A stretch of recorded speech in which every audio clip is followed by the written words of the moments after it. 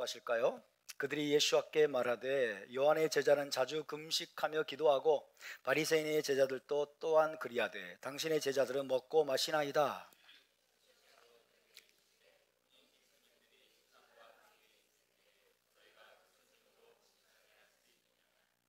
그러나 그날에 이르러 그들이 신랑을 빼앗기리니 그날에는 금식할 것이니라.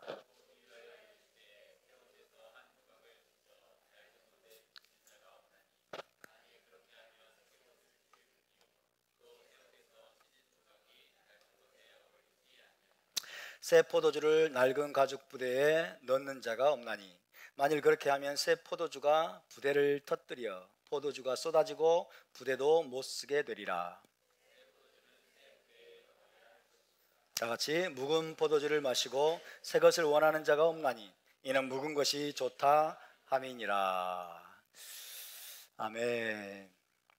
자, 이번 주는 에케브 주간이었습니다. 에케브 신명기 세 번째 파라샤였죠. 오늘은 히브리 관점 복음서 강의 73번째 시간이 되겠습니다.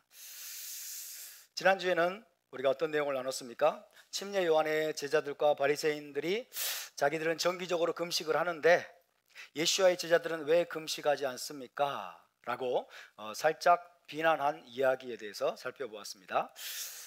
침례 요한의 제자들은 특별히 자기들의 랍비 요한이 헤롯에게 지금 체포된 상태입니다. 그래서 감옥에 갇혀있는 상황이었기 때문에 금식하며 기도했던 것으로 보입니다.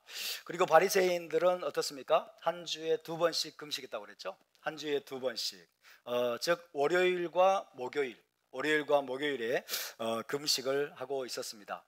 여러분도 한 주에 2번 금식하려면 월요일과 목요일을 고려해 보시기 바랍니다. 나도 바리새인의 영성을 본받아서 한 주에 2번 금식해 볼까 하시는 분들 월요일과 목요일 아마 하시는 분은 없을 것 같아요. 자, 이스라엘의 포로 생활이 끝나고 구속의 완성이 이루어지려면 회개가 필수적으로 선행돼야 한다고 그랬죠. 지금 로마의 지배하에 있습니다. 이스라엘의 구속을 그들이 간절히 갈망하는 상황이었습니다. 빨리 이스라엘의 구속이 완성이 되고 포로 생활이 끝나기를 너무나 사모했기 때문에 그러려면 회개가 필수적으로 선행돼야 했습니다. 그래서 그들은 구속의 완성을 앞당기기 위해서 금식하며 회개하는 일에 힘썼을 가능성이 있습니다. 하지만 예수와께서는 타나크의 전통을 따라서 자신을 신랑으로 비유하시고 제자들을 혼인집 손님들로 비유하시면서 결혼잔치에 온 손님들이 신랑과 함께 있는데 금식할 수 있느냐라고 반문하셨습니다. 유대 전통에 따르면 7일간의 결혼잔치 기간에는 무엇이 금지된다고 그랬죠? 금식하는 것, 애통하는 것, 그리고 고된 노동을 하는 것. 그죠? 7일간의 결혼잔치 기간에는 금식하거나 애통하는 것이나 혹은 고된 노동을 하는 것이 금지가 됩니다. 왜 그럴까요? 결혼식의 기쁨에는 어울리지 않기 때문에, 결혼식의 분위기에 맞지 않기 때문에. 결혼식은 큰 기쁨의 잔치 아닙니까? 그런데 그 잔치에 애통을 하거나 금식을 하거나 고된 노동을 하는 것은 결혼식의 분위기와는 어울리지 않는 것이기 때문에 그렇습니다. 자, 타나크에서 구약 성경에서 장차올 메시아는 신랑으로 비유가 됩니다. 그리고 이스라엘은 신부로 비유가 되죠. 그리고 메시아 왕국은 무엇으로 비유됩니까? 결혼식. 메시아 왕국은 결혼식 혹은 결혼잔치로 비유가 됩니다. 자, 예수와의 초림 때는 공개적으로 결혼식이 열렸습니까? 그렇진 않죠. 예수와의 초림 때는 공개적으로 결혼식이 열리거나 메시아 왕국이 본격적으로 시작되지는 않았습니다. 그럼에도 불구하고 예수와는 신랑으로 오셨을까요? 네. 그럼에도 불구하고 예수와는 신랑이십니다. 그럼에도 불구하고 예수와는 신랑으로 오셨음이 분명합니다. 왜 그럴까요? 그분은 신부를 취하기 위해서 오셨기 때문에, 또 혹은 신부를 준비시키기 위해서 오셨기 때문에 그렇습니다. 신부를 준비시키기 위해서 오셨기 때문에 초림 때에도 예수와는 여전히 신랑이셨어요. 여전히 신랑으로 그분은 오셨습니다. 많은 사람들이 그분이 신랑이라는 사실을 알아보지 못했지만 그럼에도 불구하고 예수와는 이스라엘의 왕이셨고 또한 신랑으로 오셨음을 믿으시기를 바랍니다. 따라서 예수와와 제자들이 함께하는 것은 장차올 결혼잔치를 미리 맛보고 예행 연습하는 것이었다라고 할 수가 있겠죠. 그러므로 신랑 되신 예수와와 함께 잔치를 즐기고 있는 제자들은 혼인잔치에 참석한 손님들과 같았기 때문에 애통하거나 금식하는 것은 전혀 어울리지 않는 거죠. 그렇지만 예수께서는 장차 신랑을 빼앗길 날이 이르리니 그때에는 금식할 것이라고 말씀하셨습니다. 신랑을 빼앗길 날이 올 것이다.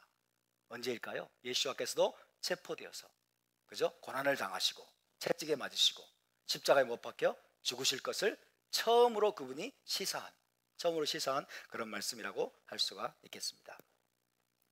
여러분, 바리새인들과 침례 요한의 제자들이 금식하며 애통하고 기도하는 것, 일주일에 2번씩 월요일과 목요일에 금식하면서 기도하는 것은 좋은 일일까요? 나쁜 일일까요? 좋은 일이죠. 아주 바람직한 일입니다. 꼭 필요한 일이었다고 할 수 있습니다. 자신의 경건과 영적 훈련을 위해서 그렇게 하기로 스스로 결정한 것이기 때문에 그것은 얼마든지 권장할 만한 일이고 바람직한 일이라고 할 수 있습니다. 기도와 금식과 회개는 우리의 육신적인 정욕을 제어하고 하늘의 것들을 받기에 합당한 그릇으로 자신을 준비시키는 과정이라고 할 수 있어요. 기도와 금식과 회개는 하늘의 것들을 우리가 받기에 합당한 그릇으로 자신을 준비시키는 과정이다. 이것이 여러분 영적인 훈련이고 경건의 훈련입니다. 특히 메시아를 통해서 주고자 하시는 구속의 완성에 참여하기 위해서는 항상 깨어 기도하며 회개에 힘쓰는 삶을 살아야 될 줄로 믿습니다. 그리고 필요하다고 생각되면 금식을 통해서 육신적인 정욕을 쳐서 복종케 하는 것도 권장할 만한 일입니다. 그것은 나쁜 것이 아니에요. 정기적으로 금식하고 회개하고 기도에 힘쓰는 것, 때로는 애통하고, 그죠? 하나님 앞에 마음을 찢으면서 나가는 이런 훈련들은 결코 나쁜 것이 아닙니다. 그것은 마땅히 우리가 해야 될 일입니다. 사도 바울은 이렇게 말씀합니다. 디모데전서 4장 8절을 읽어드립니다. 육체의 연습은 약간의 유익이 있으나 경건은 범사에 유익하니 금생과 내생의 약속이 있느니라. 육체의 연습은 뭘까요? 육체의 exercise, 그죠? 운동입니다. 우리가 신체적으로 운동하는 것은 여러분 유익이 있습니다. 운동에 힘쓰시길 바랍니다. 아멘. 운동에 힘쓰셔야 됩니다. 그런데 그것은 약간의 유익이 있지만은 경건의 훈련, 경건은 범사에 유익하니 금생과 내생의 약속이 있느니라. 금생은 뭡니까? 올라마제. 내생은 뭡니까? 올라마바. 그죠? 신약성경에 올라마지 올라마바가 나오고 있어요. 그죠? 금생과 내생을 히브리어를 보니까 올라마지 올라마바예요. 그래서 경건은 범사에 유익하니 올라마제와 현세상과 올람하바에까지 약속이 있느니라. 현세상에도 유익하고 그 다음에 올람하바에까지 여러분 약속이 있는 경건의 훈련, 영적인 훈련에 저와 여러분이 힘써야 될 줄로 믿습니다. 영적으로 자신을 바로 세우고 곧 이 땅에 임할 메시아 왕국을 위해서 항상 깨어있는 상태를 우리는 유지해야 됩니다. 가장 중요한 경건 훈련은 말씀과 기도입니다. 말씀과 기도. 따라서 말씀과 기도로 자신을 늘 훈련하는 경건의 훈련이 우리 삶 속에서 여러분 끊어지지 않아야 될 줄로 믿습니다. 날마다 시간을 내서 말씀을 묵상하고 토라 공부에 힘쓰기를 잊지 말아야 됩니다. 뿐만 아니라 하나님의 말씀이 속히 이루어지고 메시아 왕국이 이 땅에 속히 임하도록 기도하기를 또한 쉬지 말아야 됩니다. 기도 가운데 끊임없이 자신을 쳐서 복종시킨 겁니다. 끊임없이 자신을 쳐서 복종시키며 메시아의 형상대로, 예수와의 형상대로 자신을 변화시켜 주시도록 우리는 기도해야 됩니다. 그리고 비상한 시기에는 때때로 금식하고 회개하면서 하나님께 부르짖는 훈련도 마땅히 해야만 됩니다. 이런 것들이 영적인 훈련이고 경건의 훈련입니다. 그런데 반드시 말씀과 기도가 함께 가야 됩니다. 말씀과 기도가 함께 가야 됩니다. 말씀은 무엇입니까? 말씀은 비전입니다. 말씀은 비전이고 방향성입니다. 말씀은 비전이고 방향성이기 때문에 반드시 말씀이 함께 가야 돼요. 말씀이 없으면 비전도 없고 나아갈 방향도 없는 것이에요. 어디로 가야 될지를 모르는 거예요. 기도는 하나님의 일하심에 참여하는 행위입니다. 따라서 기도는 하나님의 일하심에 참여하는 행위입니다. 하나님의 뜻이 이루어지도록 간구하고 간청함으로써 하나님과 함께 동역하는 겁니다. 아멘입니까? 하나님과 함께 동역하는 것이 바로 기도입니다. 하나님께서 우리 개개인과 공동체를 위해서, 그리고 하나님께서 이스라엘을 위해서 아무리 위대한 비전과 목적을 가지고 있다 하더라도 에스겔서 36장 37절인가요? 거기서 뭐라고 말씀하셨습니까? 그래도 너희가 구하여야 할지라. 할렐루야. 하나님의 뜻과 목적을 분명하게 알고 이스라엘 향한 하나님의 원대한 비전을 우리가 깨닫고 난 다음에는 그래도 너희가 구하여야 할지라. 그것을 이루어 달라고 이스라엘이 여러분 간구해야 될 줄로 믿습니다. 그러므로써 하나님과 동역해야 한다는 것입니다. 하나님의 일에 우리를 동참케 하기를 기뻐하시는 하나님을 찬양합니다. 우리를 그분의 파트너가 되게 하시는 겁니다. 우리가 하나님의 파트너가 될 수 있다는 게 얼마나 큰 영광입니까? 기도 훈련에 힘쓰는 분들, 말씀 훈련에 힘쓰고 말씀과 기도의 훈련에 힘쓰는 사람들은 결국 하나님의 파트너가 될 것입니다. 이러한 영적 훈련과 경건 훈련에 항상 힘쓰는 저와 여러분이 될 수 있기를 주의 이름으로 축원합니다. 훈련이라는 것은 무엇입니까? 훈련이라는 것은 처음에는 힘들고 익숙하지 않은 것들을 반복을 통해서 쉽고 익숙한 것으로 만들어가는 과정입니다. 이것이 훈련입니다. 왜 훈련이 필요합니까? 쉽지 않기 때문에. 처음에는 어렵게 느껴지기 때문에. 처음에는 힘들고 쉽지 않고 어렵게 느껴지는, 또 익숙하지 않은 것들을 계속 반복을 통해서 나중에는 어떻게 됩니까? 쉽고 익숙하고, 그죠? 익숙하고 그리고 가볍게 느껴지도록 만드는 그 과정이 바로 훈련입니다. 그래서 훈련이 필요한 것입니다. 말씀과 기도를 통한 영적 훈련 혹은 경건 훈련은 처음에는 굉장히 어렵고 힘들고 낯설게 느껴지죠. 말씀을 1시간 묵상하려고 했더니 얼마나 좀이 쑤십니까? 그죠? 공부도 안 해보고 그 다음에 배우기도 싫어하고 책 읽기가 너무 익숙하지 않은 분들은 1시간 앉아서 말씀을 묵상하고 읽고 생각하고 하는 것이 너무 힘들게 느껴질 수 있습니다. 기도도 마찬가지죠. 익숙하지 않은 사람들은, 훈련이 잘 되지 않은 사람들은 이러한 경건 훈련이 굉장히 어렵고 낯설게 느껴지죠. 익숙하지 않아서 잘 안 되는 것 같고, 또 그래서 금방 포기할 수 있습니다. 금방 포기하기 십상입니다. 그럴 때 공동체가 필요합니다. 그렇기 때문에 공동체가 필요합니다. 함께 훈련하는 동지들, 함께 훈련하는 지체들이 있을 때 우리가 용기를 얻고 서로 격려하면서 이 훈련을 포기하지 않도록 서로 힘과 용기를 불어넣어 주면서 함께 가는 것입니다. 그렇게 계속 우리가 함께 반복 훈련을 하다 보면 어느 날 갑자기 몸에 꼭 맞는 옷처럼 아주 편안하고 익숙하게 느껴질 때가 옵니다. 샤밧을 지키는 것이 처음에는 얼마나 어색했습니까? 얼마나 익숙하지 않았고 때로는 힘들게 느껴졌습니까? 그런데 이제는 아침 일찍 나와서 예배드리고 오후에 히브리어 강의, 그 다음에 찬양하고 집모임하고 마지막 하브달라까지 이제는 우리 몸에 쫙 맞는 옷처럼 느껴지죠. 어느 순간에 이제 하브달라 안 한다고 하면 왠지 서운하고 왠지 이상하고 이렇게 되는 겁니다. 이것이 바로 반복을 통한 훈련입니다. 반복을 통한 훈련을 통해서 여러분 모든 어렵게 느껴지고 익숙하지 않은 것들이 쉬워지는 것을 믿으시기 바랍니다. 답사 훈련은 반드시 필요한 것입니다. 훈련은 좋은 것입니다. 할렐루야. 불가능을 가능케 하는 게 훈련입니다, 여러분. 불가능을 가능케 하는 게 훈련이에요. 할렐루야. 자, 그때까지 포기하지 말고 여러분 말씀 훈련과 기도 훈련, 그리고 때로는 금식 훈련에 우리는 힘써야 됩니다. 그러면 그것이 올람아제와 올람하바에까지 유익을 우리에게 제공할 것입니다. 그런데 한 가지 조심할 것이 있습니다. 말씀과 기도와 회개와 금식에 힘쓰면서 다른 사람을 판단하거나 손가락질하지 말아야 된다는 거예요. 나처럼 말씀과 기도와 금식에 힘쓰지 않는 사람들을 보면서 비웃거나 비방하는 행위를 절대로 하지 말아야 됩니다. 바리새인들과 침례 요한의 제자들이 지금 그렇게 하고 있지 않습니까? 바리새인들과 침례 요한들이 지금 자기들은 금식하고 정기적으로 금식하면서 경건의 훈련에 힘쓰고 있고, 그죠? 마음을 낮추고 애통하면서 회개하면서 하나님 앞에 나가고 있는데 왜 당신의 제자들은 금식 안 합니까? 왜 먹고 마시고 즐기고 있습니까? 이들이 좀 이런 모습을 지금 보여주고 있지 않습니까?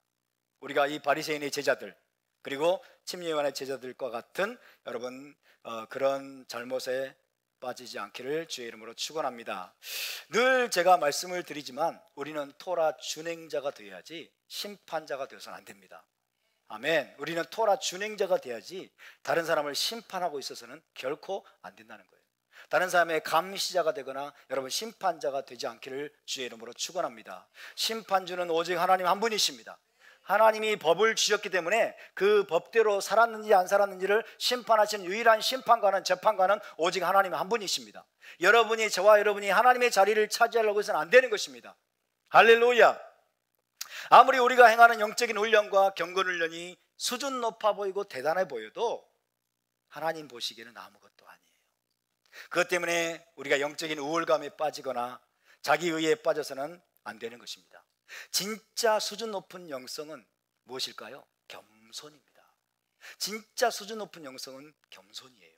그리고 남을 나보다 낮게 여기는 것입니다. 남을 나보다 낮게 여기는 것. 겸손한 자가 진짜 위대한 사람이에요.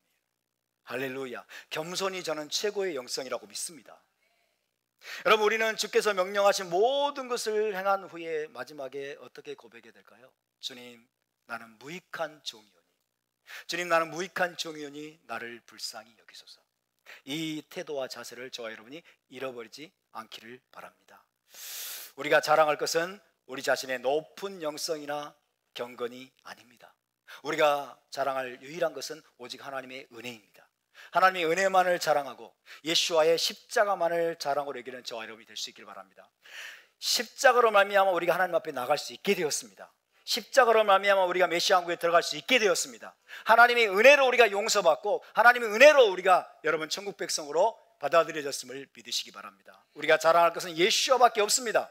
그분의 은혜밖에 없고 십자가의 은혜밖에 없음을 믿으시기 바랍니다. 우리 자신을 자랑하지 말고 나의 영성을 자랑하지 말고 나의 경건을 자랑으로 여기는 어리석은 자들 되지 않기를 바랍니다. 끝까지 여러분 마음을 낮추고 겸손한 자가 될 수 있기를 바랍니다. 그리고 주께서 명령하신 모든 것을 행하고 모든 토라를 준행한 후에도 주님, 나는 무익한 종입니다.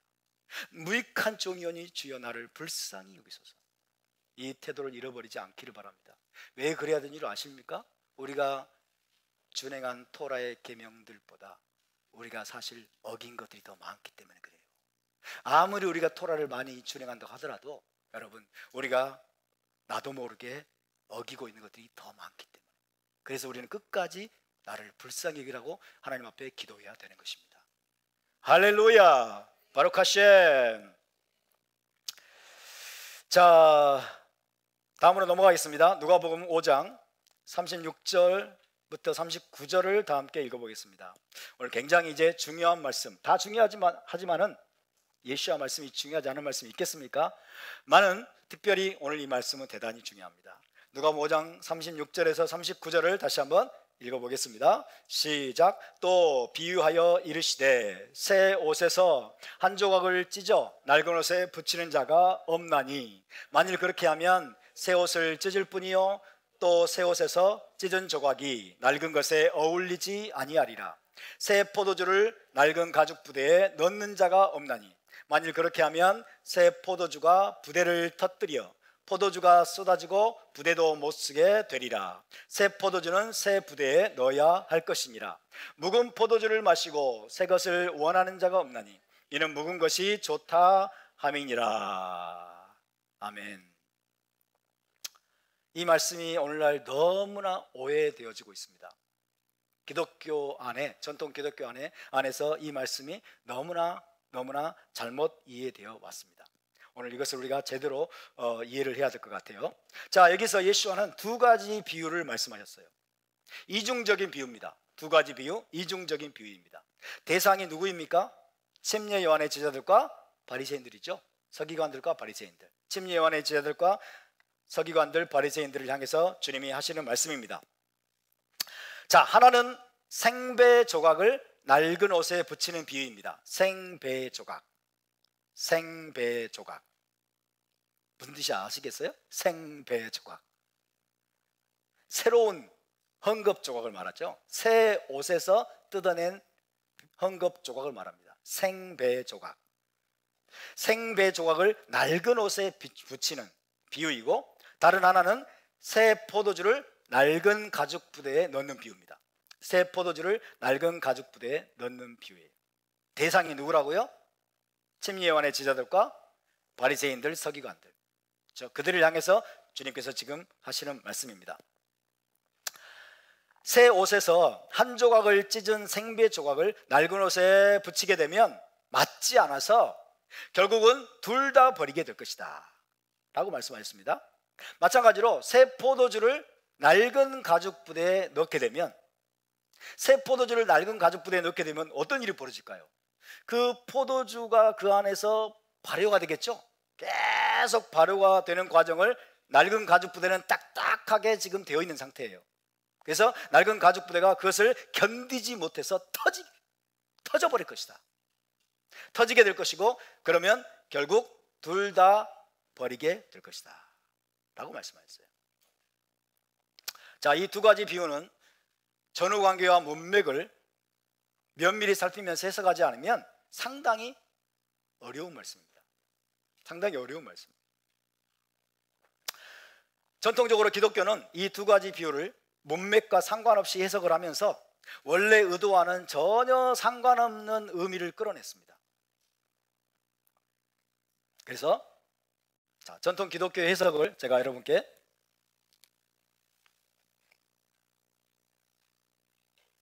소개해 드리겠습니다.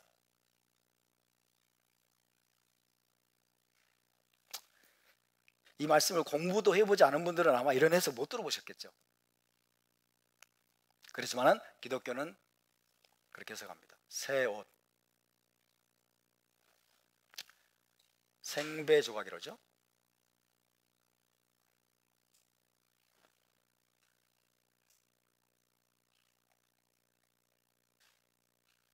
새 옷과 낡은 옷이 있습니다. 생배 조각을 낡은 옷에 붙이는 자가 없나니. 새 옷은 뭐냐? 복음입니다. 혹은 은혜입니다. 새 옷은 뭐냐? 새 언약입니다. 새 옷은 뭡니까? 교회입니다. 혹은 하나님 나라예요.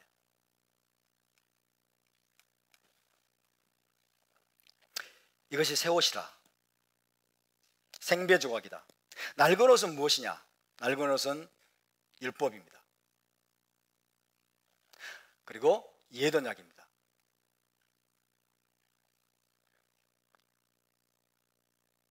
회당입니다. 유대교. 새 옷은 기독교. 생배 조각. 이게 전통 기독교 해석입니다.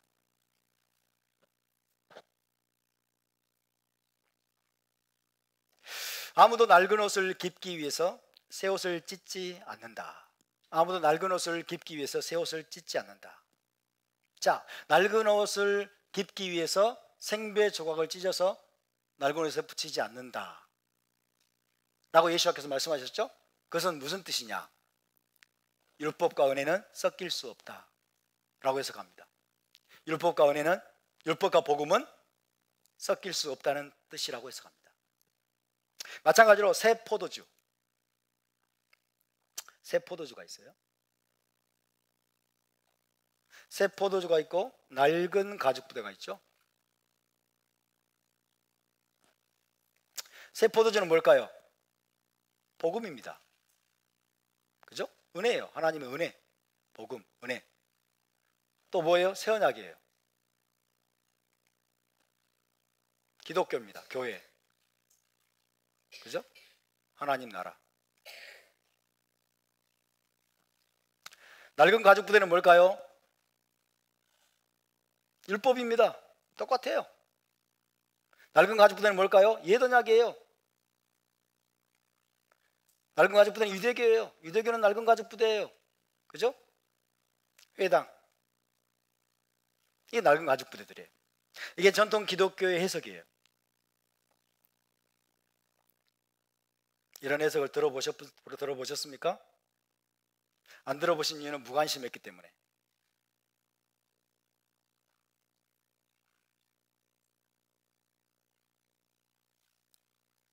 또 이렇게까지 성경을 가르친 교회가 드물기 때문에 그래요. 성경을 이렇게까지 가르친 교회가 너무 드물어요. 설교 시간에 다 뭐하고 있죠? 만담하고 있어요. 윤리 강론하고 있어요. 기복주의 성공주의를 가르쳐요. 성경을 이렇게 면밀하게 가르치지 않고 엉뚱한 걸 가르치기 때문에 우리가 이런 것을 잘 못 들어본 거예요. 그렇지만 여러분, 기독교 신학자들, 많은 기독교 신학자들과 설교가들이 이렇게 해석을 하고 있습니다. 새 포도주가 낡은 가죽 부대에 담기게 되면 어떻게 돼요? 터뜨려 버린다고 그랬죠.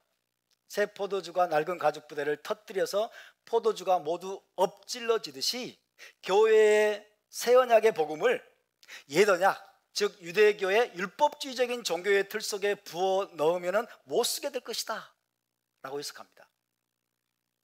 기독교의 새 언약, 이 새 언약의 복음을 율법주의적인 유대교의 그 종교의 틀 속에 낡은 가죽 부대에 집어넣으면 못 쓰게 될 것이다.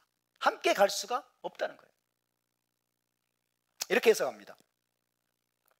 그래서 기독교 해석가들과 주석가들은 거의 만장일치로 묵은 포도주와 낡은 가죽 부대, 그리고 낡은 옷, 묵은 포도주와 낡은 가죽 부대, 낡은 옷은 유대교와 율법을 상징하는 반면에 새 포도주와 새 옷은 기독교와 은혜, 하나님의 복음을 상징한다라고 해석을 합니다. 그래서 그들은 이렇게 말합니다. 들어보세요. 복음과 연관된 삶의 새로운 방식은 유대교의 낡은 방식과는 결합할 수가 없다. 복음을 유대교의 범위 안에 가두려고 시도하는 것은 둘 다 망가뜨리는 결과를 초래할 것이다. 새 포도주는 새 부대에 넣으란 말이 바로 그것이다 라고 이야기를 합니다. 이처럼 예수와의 이중적 비유에 대한 전통 기독교의 해석은 한마디로 말하면 복음과 율법, 새 언약과 옛 언약, 유대교와 기독교는 함께 갈 수 없다. 이거를 incompatibility라고 할 수 있죠.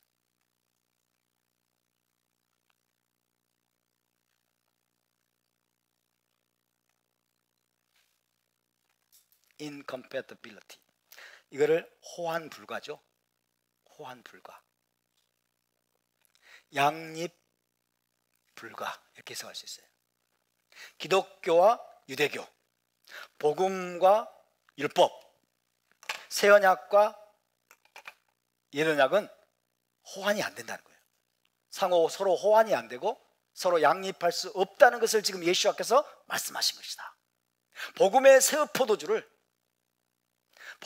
포도주, 새 언약의 새 포도주를 유대교라는 낡은 가죽 부대의 틀 속에 넣을 수가 없다.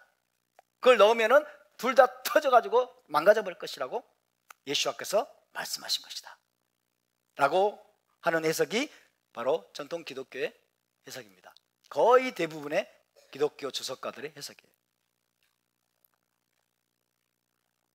이런 설교를 하면 아멘 이럴 진짜 했다. 아멘. 굉장히 그럴싸한 해석이죠. 그죠? 굉장히 그럴싸한 해석이에요. 굉장히 그럴싸한 해석인데 이런 해석에 전제 조건이 있어요. 이런 해석의 전제 조건. 이런 해석이 밑바탕에 깔려있는 해석이 있어요. 그럼 뭡니까? 대체신학이에요. 대체신학. 그리고 반유대주의.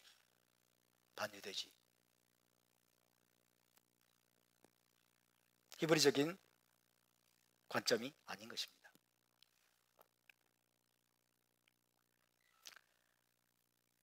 기독교 신학자들은 옛것은 낡고 헤어지고 시대에 뒤떨어진 것이라고 주장합니다. 옛것은 낡고 헤어지고 시대에 뒤떨어진 것이다. 그런 관점에서 보면 율법은 옛것이죠. 그죠? 율법은 옛것이기 때문에 낡고 헤어지고 시대에 뒤떨어진 거예요. 이게 기독교 신학자들의 관점이에요. 자, 그들의 관점에서 예수와는 교회가 유대교의 수명을 연장시키기 위한 생배 조각이 아니라 별도의 새로운 운동이 돼야 된다고 가르치신 것이라고 생각합니다. 예수와는 교회가 유대교의 수명을 연장시키기 위한 생배 조각이 되어서는 안 되고 기독교가 별도의 새로운 운동이 되어야 된다. 그죠? 유대교와 구별되는 기독교라는 새로운 새로운 가죽 부대가 돼야 된다라고 주장한 것이 돼요. 이들의 해석에 따르면. 그죠? 유대교와 따로 갈라져 나오는, 그죠? 복음을 담을 수 있는, 은혜를 담을 수 있는, 새 언약을 담을 수 있는 새로운 가죽 부대와 같은 기독교, 이 새 가죽 부대가 만들어져야 된다라고 예수께서 가르치신 거예요. 이런 주장에 따르면.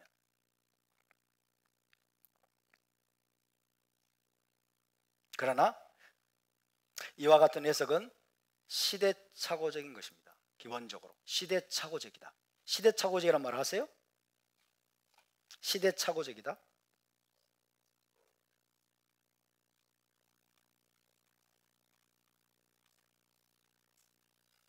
시대착오적이에요. 시대를 착오했다는 거죠. 시대가 맞지 않아.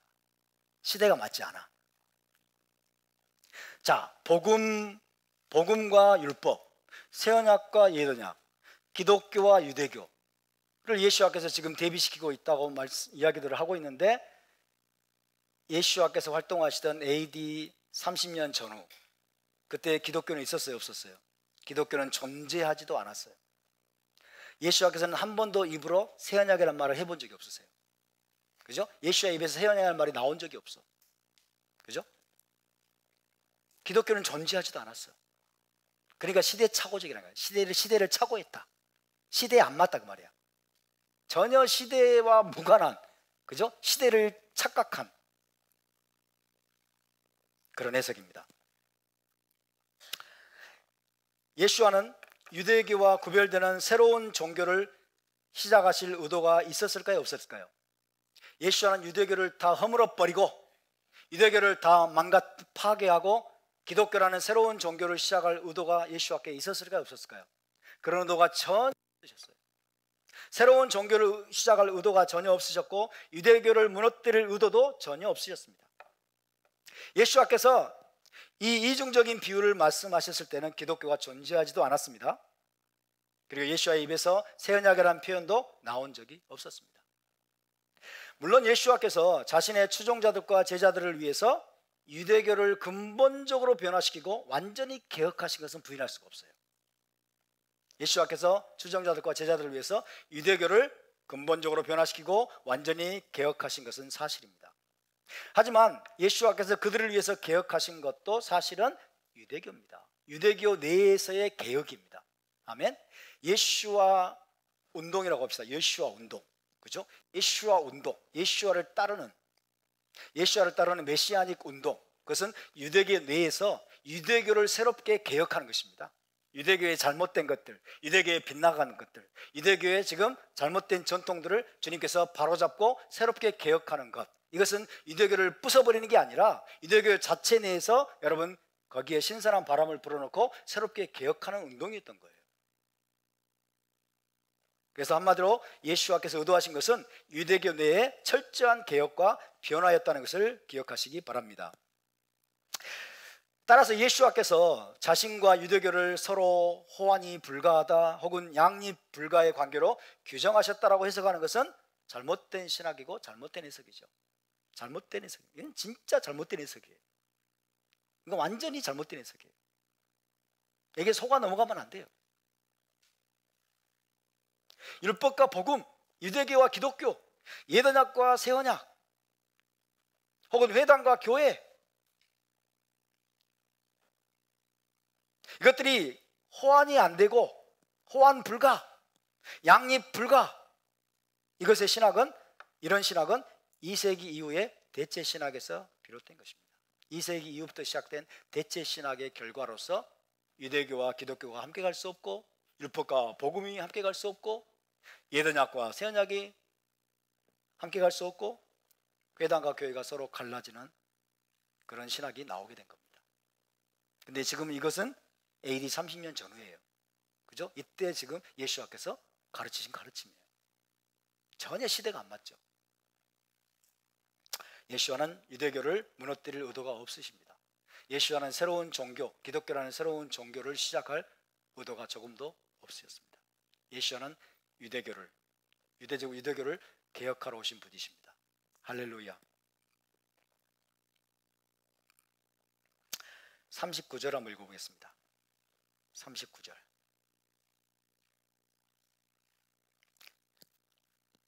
시작. 묵은 포도주를 마시고 새 것을 원하는 자가 없나니 이는 묵은 것이 좋다 함이니라.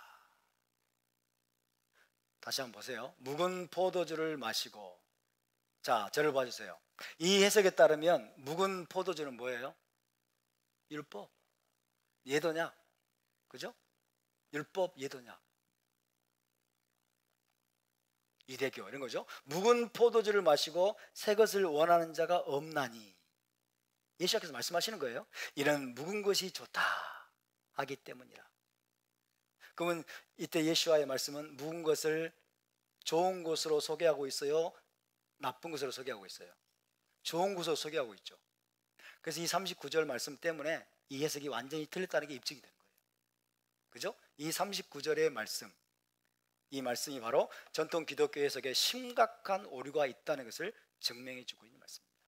묵은 포도주를 마시는 자마다 새 것을 원하는 자가 없나니 묵은 것이 좋다 하기 때문이라 이렇게 돼 있죠. 여러분, 이 구절은요 누가복음에만 나오는 구절이에요. 마태, 마가, 요한에는 안 나옵니다. 마태복음, 마가복음에 안 나와요. 누가복음에만 나오는 구절이에요. 그래서 우리가 전체를 봐야 되는 거예요. 그죠? 누가복음만 없다면 마태, 마가만 보면은 이 구절이 없으니까 아 이게 맞을 수도 하고 속아 넘어갈 수도 있어. 근데 이 누가복음 5장 39절을 보니까 이 해석이 완전히 틀렸다는 것이 증명이 돼버려.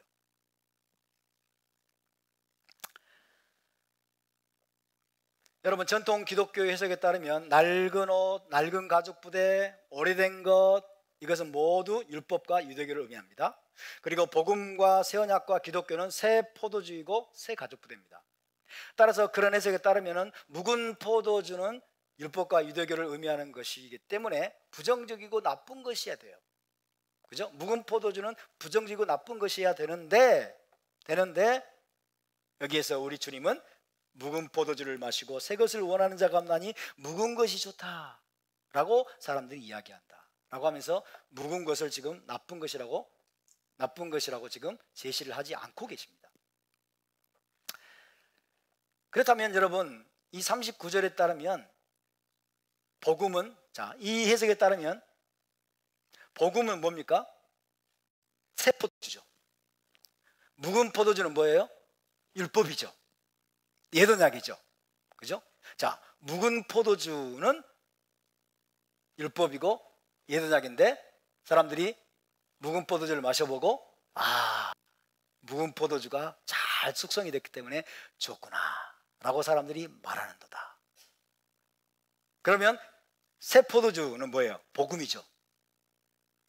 자, 묵은 포도주에 비해서 그럼 새 포도주는 뭐예요? 값싸고, 그죠? 싸구려, 그리고 맛없는 것이 되어버리죠. 39절에 따르면 맞습니까? 새 포도주, 복음, 그 다음에 새 언약은 싸구려, 값싼 포도주, 맛없는 포도주가 되어버려요. 그래요, 안 그래요? 그러니까 이 해석이 맞다 틀리다는 거예요. 이 해석이 잘못됐다는 거예요.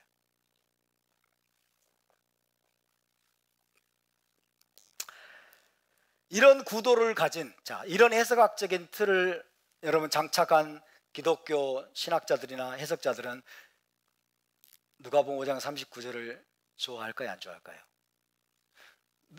5장 39절이 기분 나쁠까요, 기분 좋을까요? 기분 나쁘겠죠. 이게 왜 들어갔어? 응? 우리가 가진 해석이 안 맞네. 이게 문제가 있다 이거. 이 39절이 기분 나쁜 거야. 기분 나빠.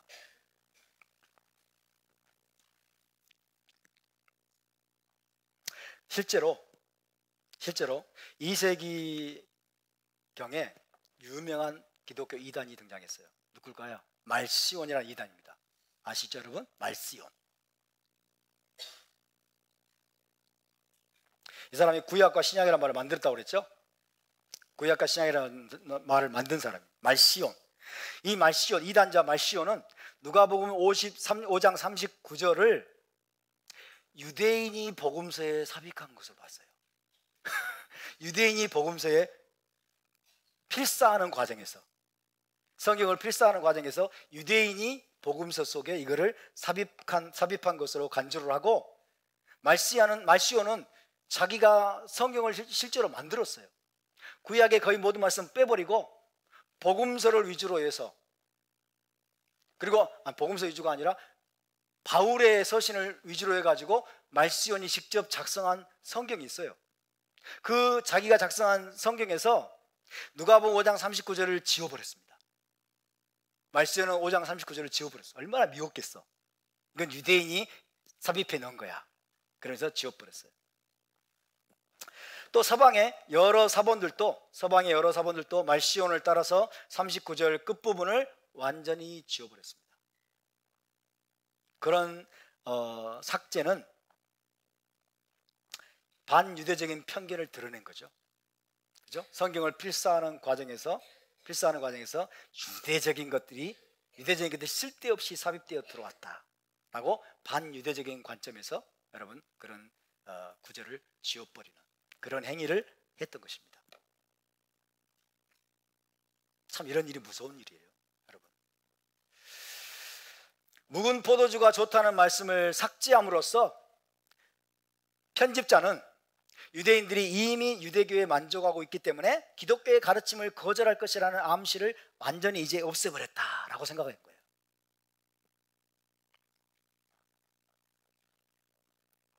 이것은 무엇을 보여주는 것일까요? 2세기 초에 등장했던 말시온, 서방의 많은 사본들이 5장 39절을 지워버렸다고 하는 것은 이미 기독교가 태동되던 초기부터 이렇게 반유대적이고 대체 신학적인 해석학적인 관점을 가지고 누가복음의 말씀을 보고 있었다는 뜻이죠. 그죠? 반유대적이고 대체 신학적인 이 해석의 틀이 이미 기독교 초기부터 형성되어 있었음을 보여주는 거예요. 그때부터 예수와의 이 이중적인 비유, 생배 조각을 낡은 옷에 붙이고 그 다음에 새 포도주를 낡은 가죽 부대에 넣지 말아야 된다고 하는 예수와의 비유를 이렇게 보고 있었다는 거예요. 처음부터, 거의 초기부터.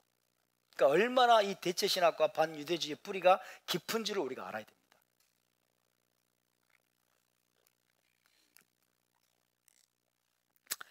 그렇다면 우리에게 필요한 것이 무엇일까요? 1세기 당시에 히브리적이고 유대적인 배경과 맥락 속에서 이 이중적인 비유를 재해석하는 것입니다. 다시 해석해야 될 필요가 있어요. 율법과 예언약과 유대교에 대한 반감과 거부감을 배제한 상태에서 여러분께 묻겠습니다. 예수와 안에 율법에 대한 반감이 있었을까요? No. 예수 안에 유대교를 때려 부숴버리겠다라는 증오심이 있었을까요? No. 예수와는 예언약을 이제 끝났다라고 생각했을까요? No. 그러니까 율법과 유대교와 예언약에 대한 반감, 그런 것들을 배제해야 돼. 그런 것들을 배제한 상태에서 이거를 다시 해석해야 돼. 그래서 말시오는 누가복음 5장 39절을 지워버렸지만은 저는 오늘 이것을 지워버리겠습니다.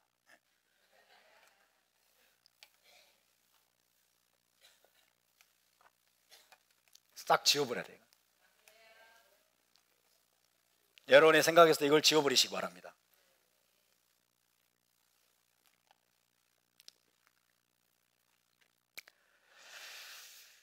자, 이 이중적인 비유가 기독교와 유대교의 호환 불가, 율법과 복음의 양립 불가를 가르치는 것이 아니라면 무엇을 가르치는 내용일까요?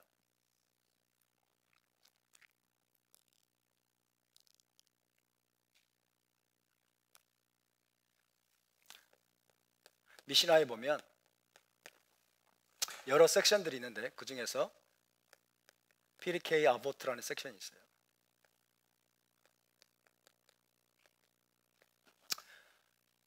피르케이 아보트라는 섹션이 있는데 이거는 Ethics of the Fathers 이렇게 번역이 됩니다. 아버지들의 윤리라고 번역이 되는데 아버지들의 가르침, 아버지들의 윤리, 아버지들의 가르침들을 집중적으로 모아놓은 섹션을 말해요. 피르케이 아보트. 문자적으로는 아버지들의 장이다 이렇게 돼요. 장, 피르케는 페레크는 장이거든요. 창세기 1장, 2장, 3장 할 때 장을 페레키라고 그래요. 이제 복수가 이제 복수하고 연계형이 바로 피르케가 되죠. 아버지들의 장이다 그랬는데 보통은 아버지들의 윤리, 아버지들의 가르침. 자, 피르케 아보트라는 그런 섹션이 있습니다. 미시나에. 여기에 보존된 일련의 바리새적인 격언들을 보면 예수와의 이중적 비유에 사용된 상징들이 무엇을 의미하는지, 그리고 주님이 어떤 의도로 그 비유들을 말씀하셨는지를 짐작해 볼 수가 있습니다. 예수와는 다시 말씀드리지만 유대교와 기독교를 비교하거나 대조하신 것이 아닙니다. 예수와는 율법과 복음을 대조하거나 비교하신 것이 아닙니다. 예수와는 옛 언약과 새 언약이 함께 갈 수 없다라고 대조하거나 비교하신 것이 아닙니다. 그렇다면 예수와께서 서로 대조하신 것, 서로 비교하신 것은 무엇이냐? 예수와께서는 무엇을 서로 비교하고 대조하셨느냐? 자, 예수와께서 서로 비교하고 대조하신 것은 서로 다른 유형의 선생들과 제자들,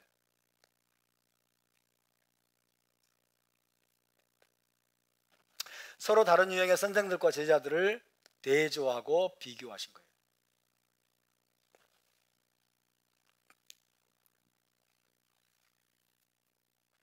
자, 피르케이 아보트에 나오는 내용을 한번 읽어드리겠습니다. 잘 들어보세요. 피르케이 아보트에 나오는 내용을 읽어드립니다. 엘리샤 벤 아브야가 말했다. 어린아이처럼 공부하는 자, 제자죠. 어린아이처럼 공부하는 자를 무엇에 비유할 수 있을까? 그는 한 번도 써본 적이 없는 새 종이에 쓰여지는 잉크에 비유할 수 있다 했습니다. 한 번도 써본 적이 없는 새 종이에 쓰여지는 잉크에 비유할 수 있다. 누구요? 어린아이처럼 공부하는 자. 하지만 어른처럼 공부하는 자는 무엇에 비유할 수 있을까? 그는 전에 사용되었다가 삭제되어 더럽혀진 종이, 전에 사용되었다가 삭제되어서 더러운 종이에 쓰여지는 잉크에 비유할 수 있다. 깨끗한, 한 번도 써본 적이 없는 깨끗한 종이가 있고 깨끗해 보이긴 하지만 쓴 적이 있어가지고 삭제를 했어. 그럼 더러운 게 남아있잖아요. 그죠? 전에 삭제되었다가 사용되었다가 삭제되어서 더러운 종이에 쓰여지는 잉크에 비유할 수 있다. 지금 어린아이처럼 공부하는 자, 어른처럼 공부하는 자, 제자죠. 제자, 학생 둘을 비교하고 있어요. 바벨론 도시의 랍비 요셉 벤 예후다가 말했다.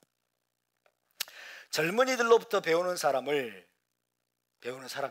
젊은이들로부터 배우는 사람을 무엇에 비유할 수 있을까? 그는 익지 않은 포도를 먹는 사람에 비유할 수 있다. 하지만 노인들로부터 배우는 사람은, 역시 배우는 사람이죠. 노인들로부터 배우는 사람은 무엇에 비유할 수 있을까? 그는 잘 익은 포도를 먹고 묵은 포도주를 마시는 사람에 비유할 수 있다. 알겠습니다. 또 랍비 메이르가 말했다. 용기는 그릇입니다. 그릇. 용기에 주의를 기울이지 말고 그 안에 들어있는 것에 주의를 기울여라. 용기에 주의를 기울이지 말고 그 안에 들어있는 것에 주의를 기울여라. 묵은 포도주가 가득한 새 용기가 있는가 하면 새 포도주조차 들어있지 않은 낡은 용기가 있다 했어요.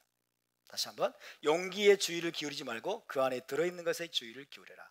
묵은 포도주가 가득한 새 용기가 있는가 하면 새 포도주조차 들어있지 않은 낡은 용기가 있다. 자, 이 피르케이 아보트의 논의는 서로 다른 유형의 선생들과 제자들,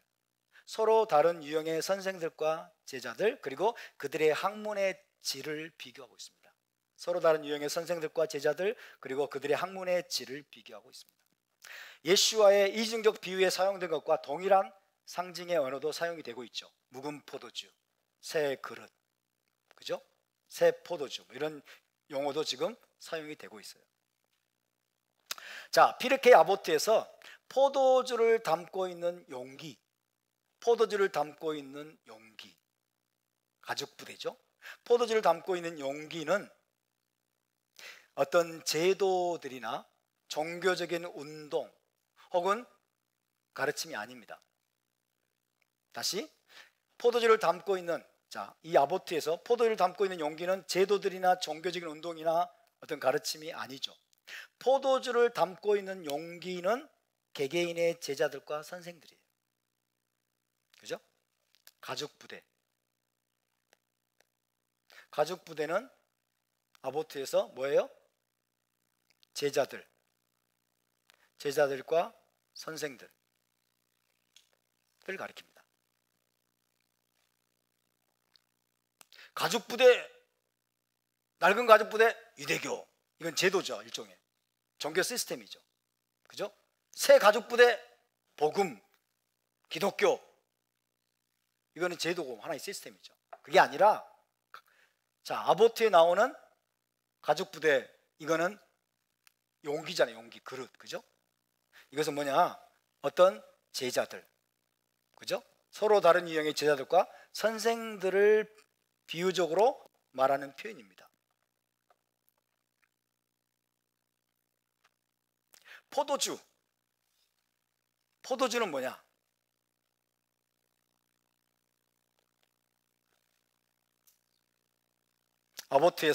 피르케이 아보트에서 포도주는 개별적인 선생이 제시하고 제자가 흡수하는 가르침입니다. 가르침. 개별적인 선생이 가르치고 제자들이 흡수하는 가르침을 포도주로 지금 비유하고 있어요. 그러니까 이해되십니까? 자, 이런 의미를 이제 예수와의 이중적 비유에 적용을 해보면 1세기의 배경과 맞는 거예요. 그죠? 히브리적인 사고 관점에 이제 맞아 들어가는 거예요. 용기, 포도주를 담는 용기나 가죽 부대는 어떤 기독교나 유대교 이런 게 아니고 뭐예요?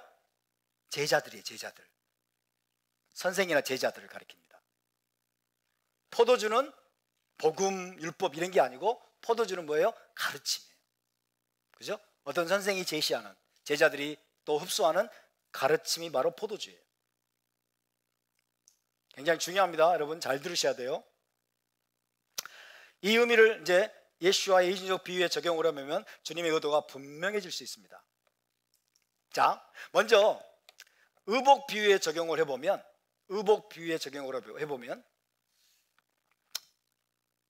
첫 번째, 새 옷. 새 옷은 무엇을 의미할까요? 새 옷은 가르침 받지 않은, 교육받지 않은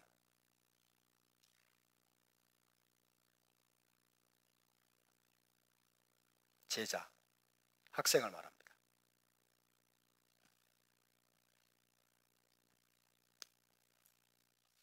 교육받지 못한 학생들, 제자들을 의미하고, 낡은 옷,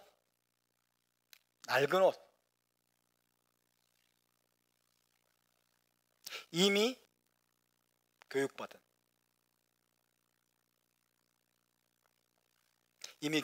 학생, 제자를 말합니다. 이미 과거의 가르침을 가지고 있어요. 그죠? 이미 과거의 가르침으로 교육받은 학생을 가리키는 거예요.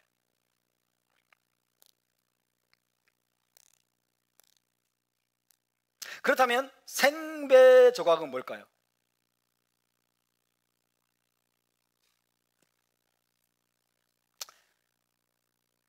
토라에 대한 새로운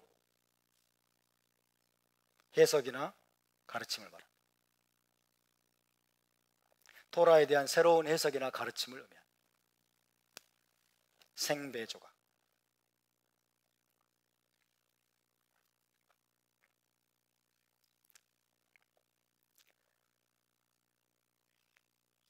자, 이것들을 종합을 해보면 전에 교육받은 학생들은 낡은 옷이죠. 전에 교육받은 학생들은 생배조각을 받을 수가 없어요. 그죠? 생배조각으로 낡은 옷을 꿰맬 수가 없어. 받을 수가 없어. 찢어져 버려. 이 말은 전에 교육받은 학생들은 과거의 가르침을 가지고 있는, 그죠? 낡은 과거의 그 해석과 가르침을 가지고 그걸로 교육받은 학생들은 새로운 가르침을 거부할 것이라는 뜻이 됩니다. 새로운 가르침을 거부할 것이다. 생배조각을 낡은 옷에 붙일 수가 없어요. 왜? 안 맞아. 이미 기존의 시스템을 가지고 있어. 전에 교육받은 학생들은, 제자들은 새로운 가르침을 결국 거부할 것이라는 뜻이 됩니다. 두 번째로 이제 포도주 이 비유를 살펴봅시다.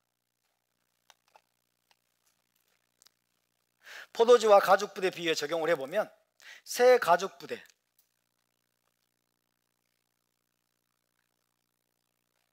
새 가죽부대는 무엇을 의미할까요? 교육받지 않은 학생입니다. 교육받지 않은 학생, 제자.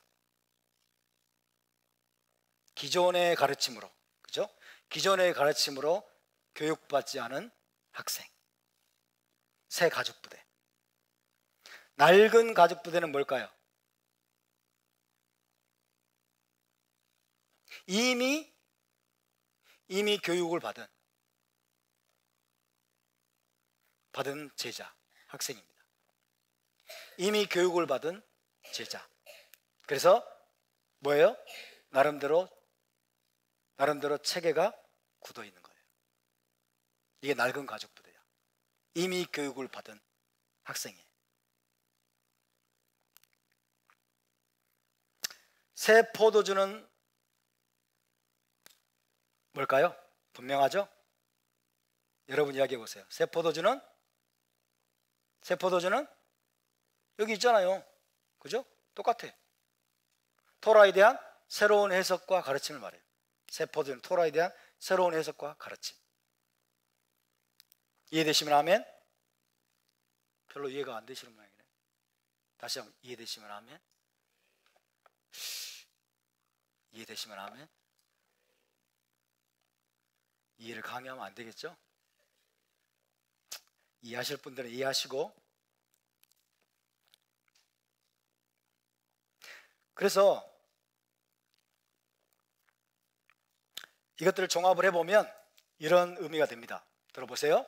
새로운 가르침은, 토라에 대한 새로운 가르침은 전에 교육받은 적이 없는 학생들을 필요로 하는데, 전에 교육받은 적이 없는 제자들을 필요로 하는데, 그 이유는 전에 교육을 이미 받은 학생들은, 그런 제자들은 그들이 이미 배운 토라를 선호하기 때문에 새로운 가르침을 받아들이려고 하지 않는다 라는 뜻이 됩니다. 이해가 됩니까? 그러면서 뭐예요? 옛 것이 좋네 이런다는 거죠. 옛 것이 좋네. 자, 이것을 좀 더 이해하기 쉽게 풀어보겠습니다. 한번 들어보세요. 예수와께서 하신 이중적인 비유를 생각을 하면서 들어보시기 바랍니다.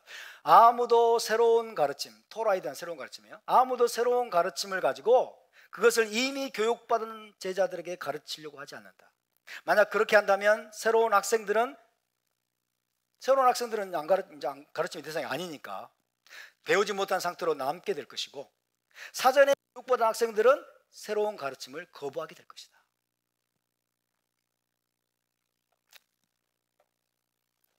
두 번째 비유를 풀어보면 이렇습니다. 가죽부대, 포도주. 두 번째 비유를 풀어보면 이렇습니다. 들어보세요. 아무도 새로운 가르침을 낡은 혹은 이미 교육받은 학생들에게 가르치지 않는다. 만약 그렇게 한다면 새로운 가르침도 거절을 당하고 학생도 잃게 될 것이다. 새로운 가르침은 포도주죠. 그것도 거절을 당하고 학생 뭐예요? 가죽부대, 낡은 가죽부대도 잃게 될 것이다. 아니다. 오히려 새로운 토라에 대한 새로운 해석은 새로운 학생들에게 가르쳐야 하는데, 그 이유는 오래된 가르침, 이전의 교육입니다. 묵은 포도주예요. 오래된 가르침을 받은 후에는 아무도 새로운 가르침을 원하지 않기 때문이다. 그는 이렇게 말할 것이다. 옛 가르침이 더 좋다. 이해가 되시나요? 완벽하게 해석이 되죠? 완벽하게 해석이 됩니다. 예수와의 이중적 비유에 대한 피르케이 아보트의 해석에는, 피르케이 아보트와 지금 이게 배경이 맞는 해석이에요. 히브리적인 해석입니다. 여기에는 몇 가지 이점이 있어요. 첫 번째는 뭐냐면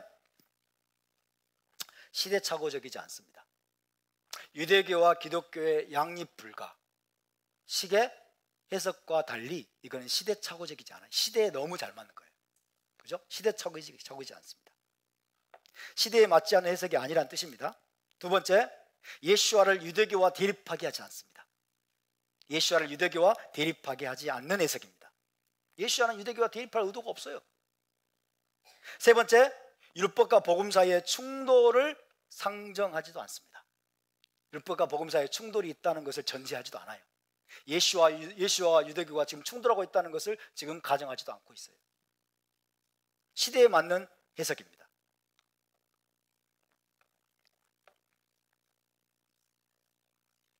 자, 이런 식의 해석은, 이런 히브리 관점에 1세기 당시의 시대적인 배경을 고려해서 하게 되는 해석은 무엇과 무엇을 지금 대비시키고 있죠? 예수와의 가르침과 바리새인들의 가르침을 대비시키고 있어요. 예수와의 가르침은 새로운 포도주입니다. 그죠? 예수와의 토라에 대한 새로운 해석이에요. 토라에 대한 새로운 가르침, 새로운 해석. 그죠? 이것이 새로운 포도주고, 그 다음에 거기에 비해서 묵은 포도주는 뭡니까? 바리새인들의 가르침이에요. 바리새인들과 유대 랍비들, 현인들의 가르침이 묵은 포도주, 이 두 가지를 지금 대조시키고 있어요. 이 두 가지를 대조. 또 무엇과 무엇을 대조시키고 있을까요? 예수와의 제자들. 그죠? 예수와의 제자들. 이들이 뭐예요? 새로운 가죽부대예요. 새 옷입니다. 새로운 가죽부대. 그럼 낡은 가죽부대는 누구일까요?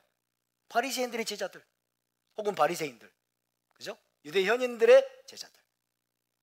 또 포함되는 게 침례 요한의 제자들도 여기 들어가요. 침례 요한의 제자들도 지금 낡은 가죽부대에 포함되고 있어요. 이 둘을 지금 대조시키고 있는 거예요. 이해되시나요? 이해되시면 크게 한번 아멘 하실까요? 이해하셔야 돼요. 오늘 시간에 혁명이 일어나야 돼요. 우리의 사고방식이. 할렐루야. 시간이 많이 됐네요. 여러분, 예수와는 새 포도주를 가지고 오신 분이십니다. 새 포도주는 예수와의 새로운 가르침 혹은 토라에 대한 그분의 새로운 해석을 의미합니다. 그런데 예수와의 새 포도주를 담기 위해서는 새로운 용기, 새로운 의복, 새로운 가죽부대가 필요합니다. 새로운 가죽부대가 필요해요. 그 예수와께서 뭐라고 그랬어요? 새 포도주는 새 부대에 넣어야 되느니라. 새 포도주는 새 부대에 넣어야 되느니라고 말씀하셨어요. 저와 여러분이 새 가죽부대가 되어야 되겠습니다. 예수와의 새로운 가르침, 토라에 대한 새로운 해석과 새로운 가르침, 이게 메시아의 토라죠. 메시아의 토라를 우리가 온전히 받을 수 있기 위해서는 우리가 새 가죽부대가 되어야 됩니다. 새로운 그릇이 되어야 돼요. 새로운 용기로 우리가 준비되어야 될 줄로 믿습니다. 여기까지 나누고 다음 주에 계속해서 나누겠습니다. 자, 자리에 일어나서 함께 기도하겠습니다.